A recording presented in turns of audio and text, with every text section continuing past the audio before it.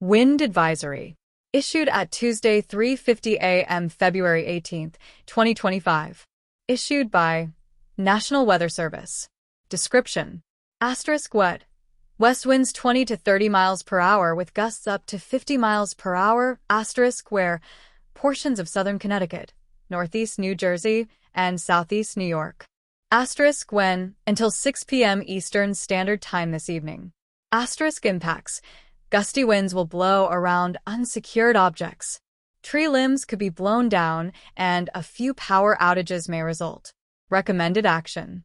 Winds this strong can make driving difficult, especially for high-profile vehicles. Use extra caution.